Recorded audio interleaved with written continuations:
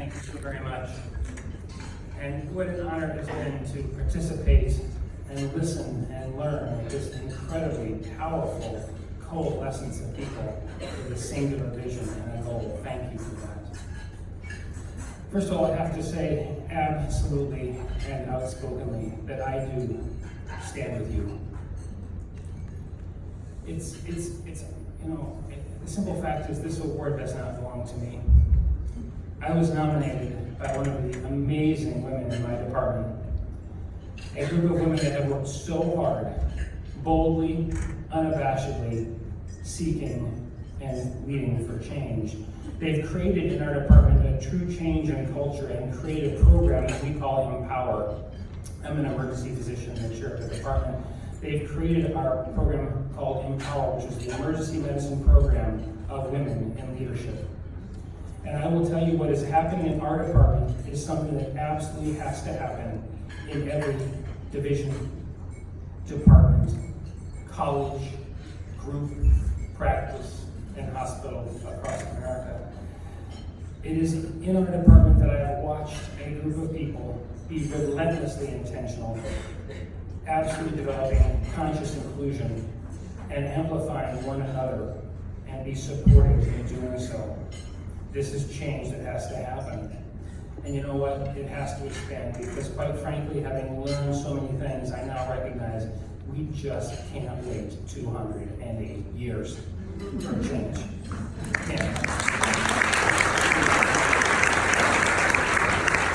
I mean, how is it possible that there's a topic, a social problem that we can name gender equity?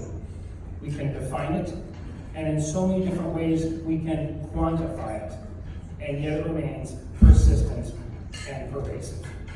It's a true social problem, and in my opinion, true social problems can be solved, and the number one tactic is education. And let me just humbly tell you, it worked on me.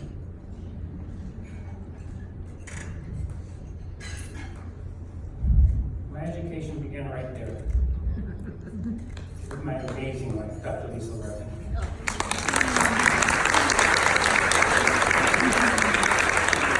My best friend, my partner, my hero.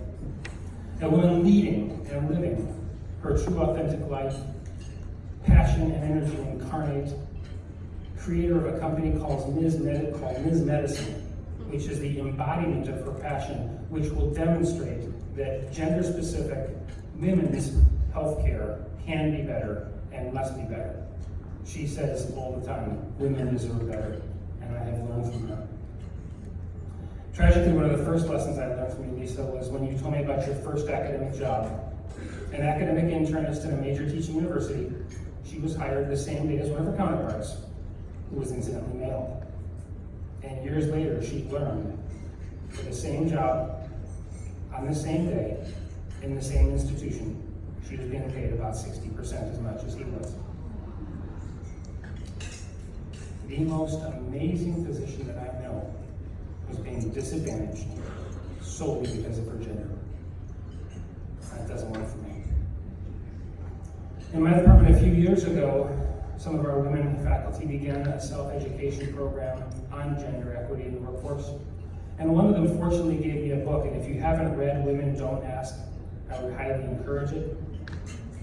The anecdotal description of workplace inequity was so palpably relevant to me, quite frankly, I realized I was unconsciously a part of the problem.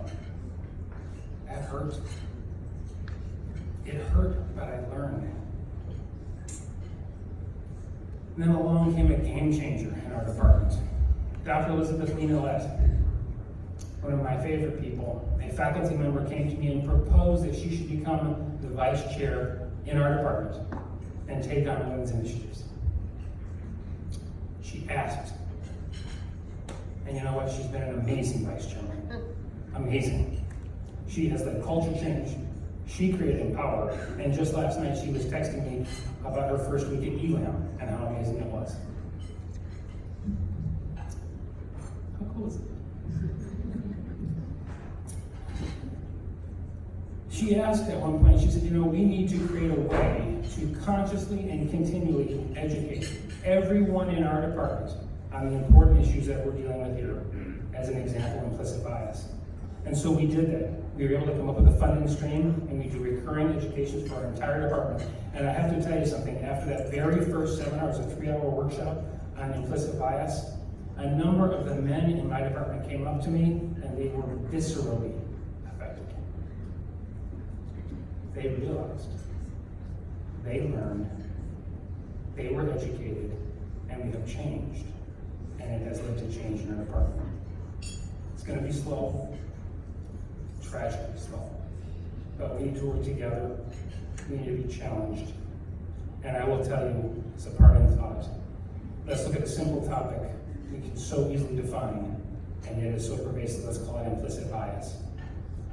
If we start with implicit bias, we educate and we expose. That which was implicit becomes explicit, and then it can be extinguished. Only through education and time and championing and working together can this change, which is so necessary, happen. And I vow to stand with you, to empower our women leaders, to embody the change that needs to happen, and hopefully, over time, with relentless intention and conscious inclusion, make the change that is so desperately needed. Thank you.